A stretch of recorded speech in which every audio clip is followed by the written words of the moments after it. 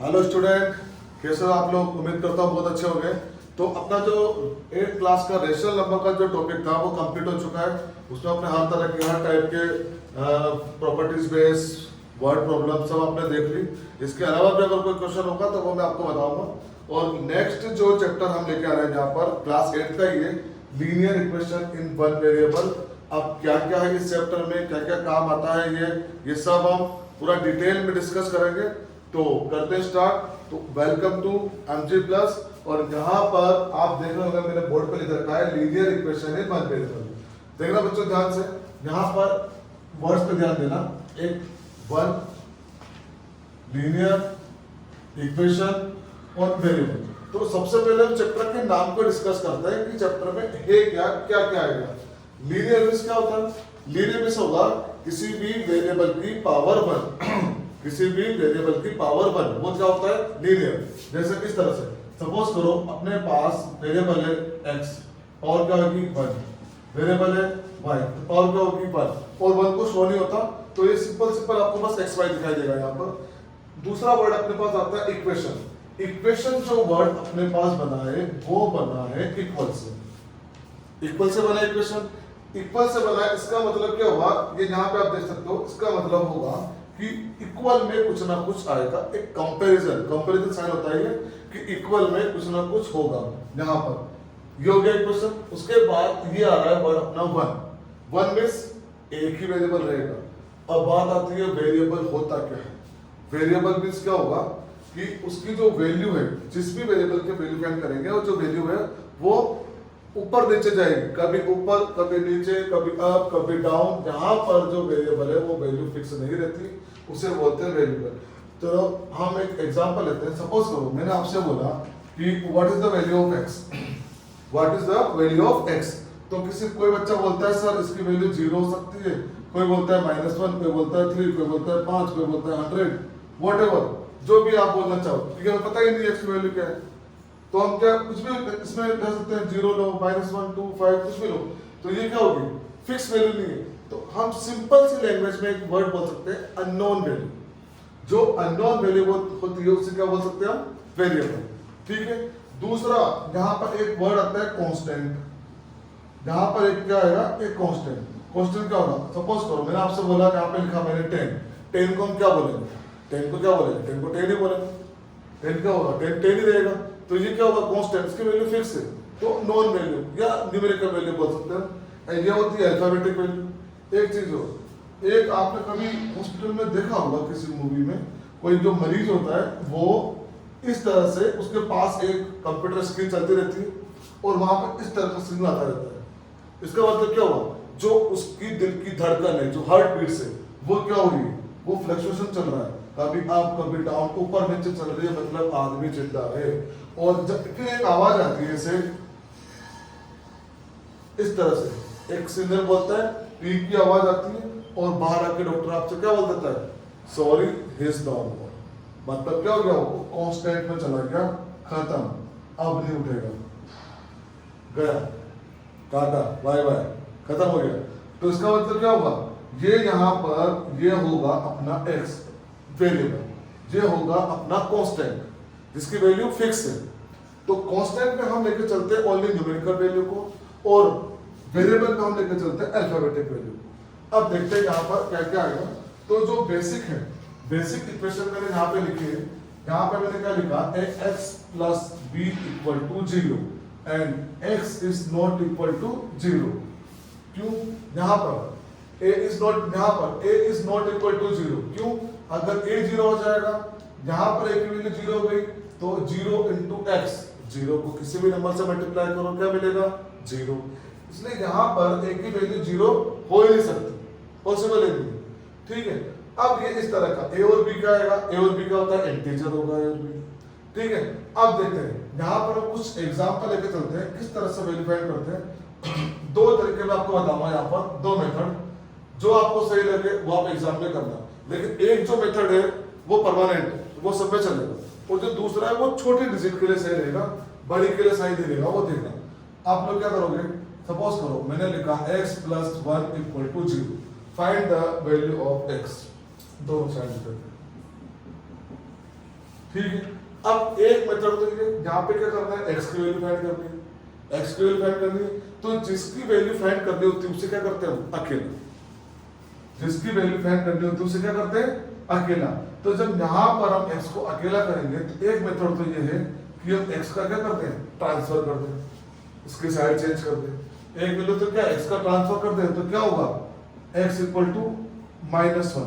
Minus क्यों किया, क्योंकि जब भी हम लेफ्ट साइड से राइट या राइट से लेफ्ट में लेके जाते हैं किसी भी वेरिएबल को या कांस्टेंट को, प्लस और माइनस में, ओनली प्लस और माइनस में, तो क्या होता है, उसका साइन चेंज हो जाता है।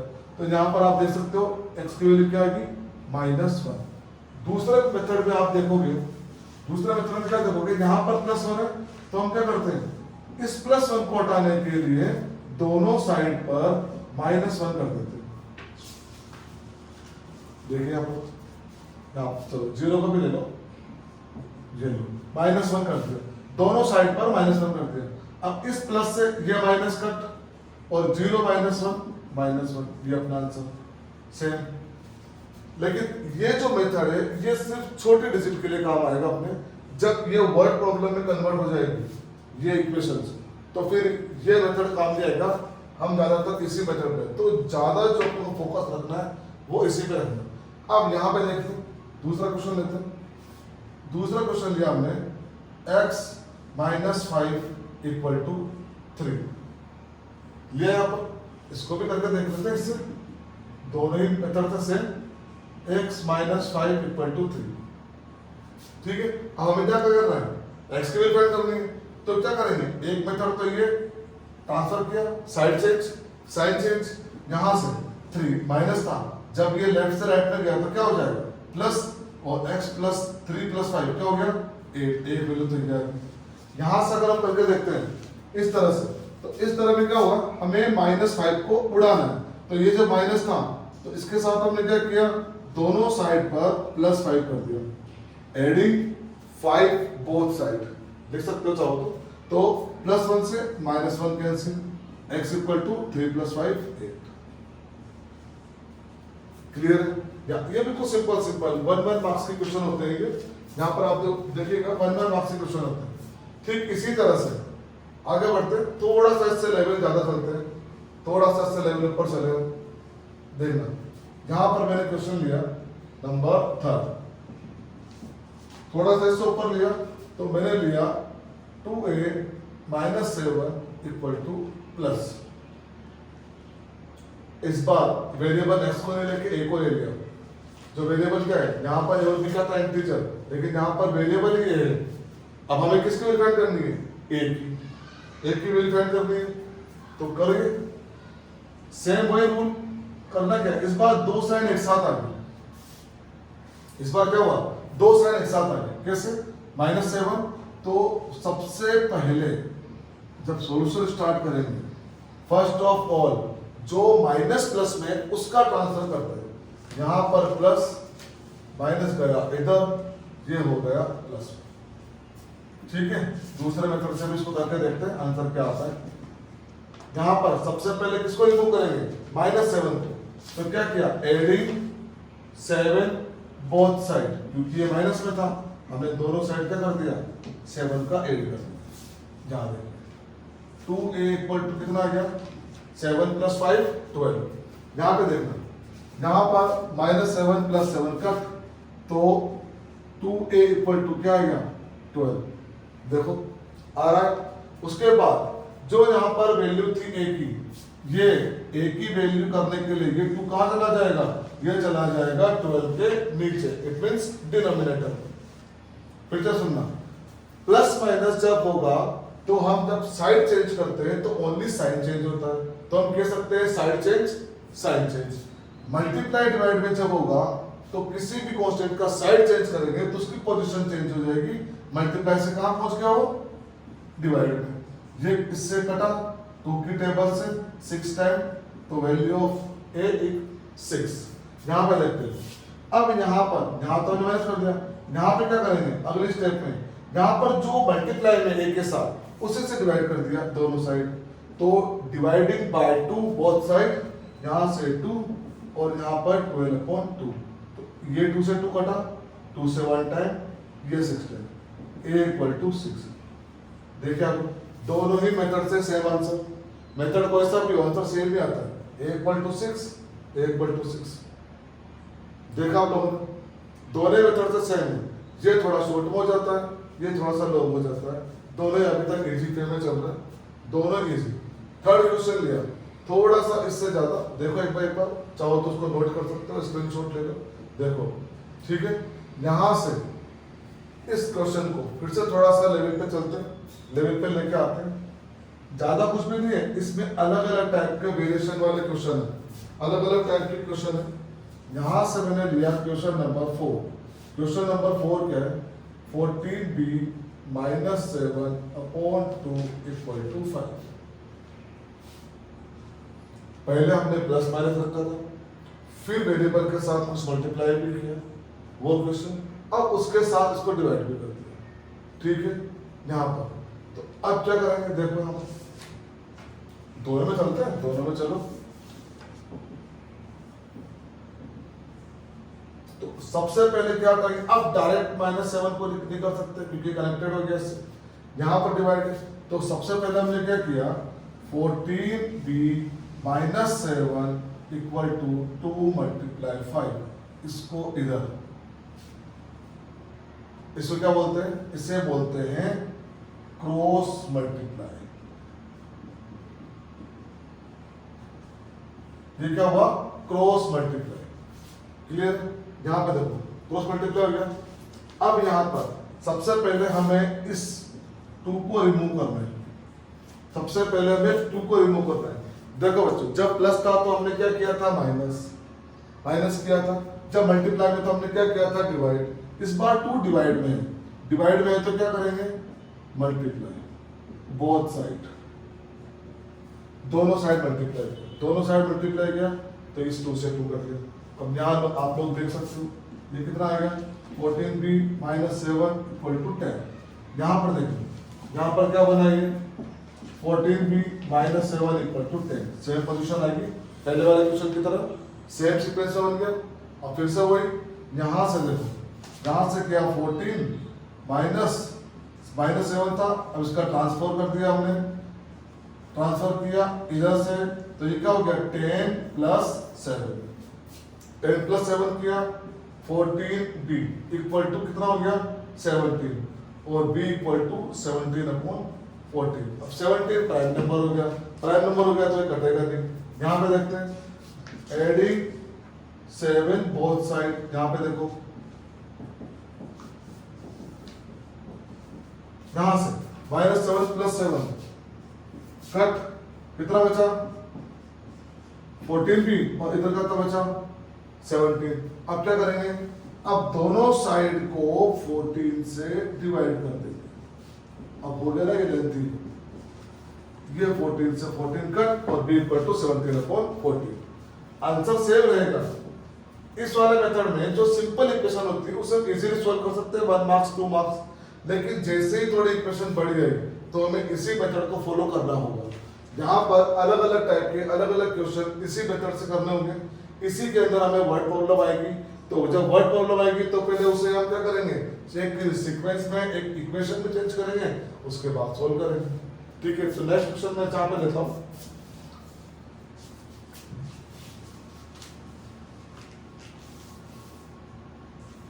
नेक्स्ट क्वेश्चन क्या आएगा?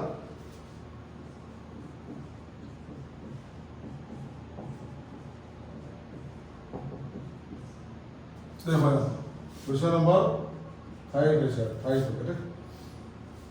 अब यहाँ पर 3 वेरिएबल है, 1 2 3। अब बात क्या आती है कि सर आपने तो कहा था एक ही वेरिएबल आएगा, तो यहाँ तो 3 आ गए। आप लोग ये भूल गए, वेरिएबल एक ही है, एक ही वेरिएबल 3 बार आ रहा है। वेरिएबल 2 नहीं आ रहे, वेरिएबल तो एक ही है ना, लेकिन एक ही वेरिएबल 3 बार आ रहा है। हमें तो एक ही वैल्यू ही फाइंड करनी है। तो यहाँ से आप लोग देखिए, यहाँ से देखना, सबसे पहले क्या करेंगे?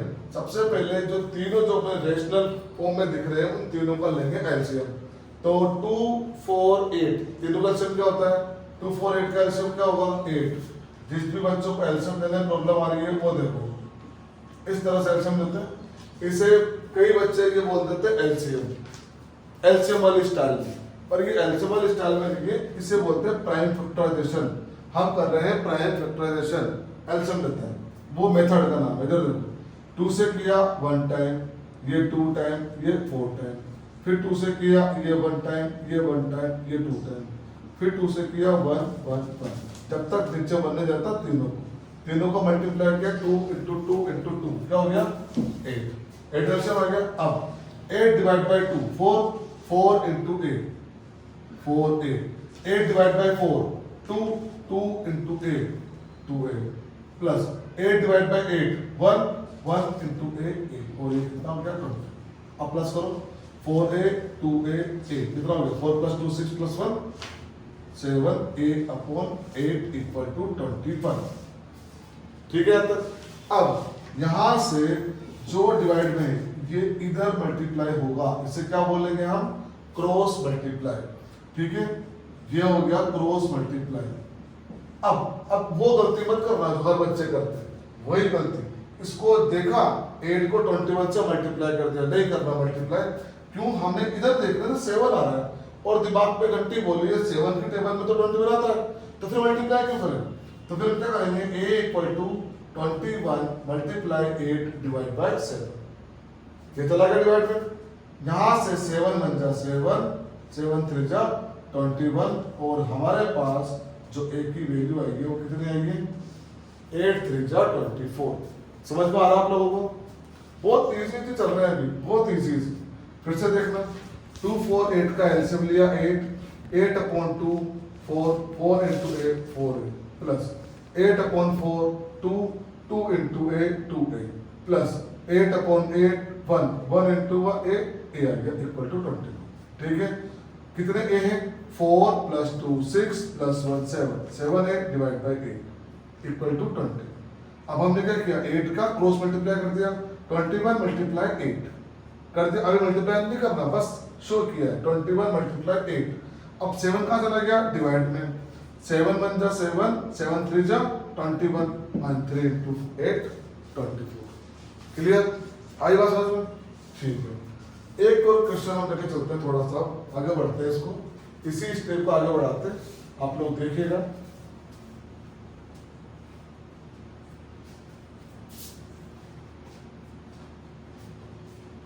यहां पर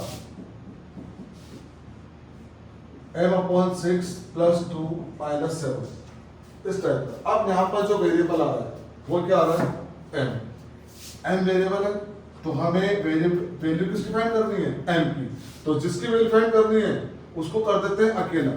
तो m अपॉन 6 इक्वल टू -7 -2 क्यों, इसका जब ट्रांसफर करेंगे तो साइड चेंज साइन चेंज, यहां से m upon 6 equal to minus minus plus, sign किसका आएगा माइनस का, ये हमेशा ध्यान रखना।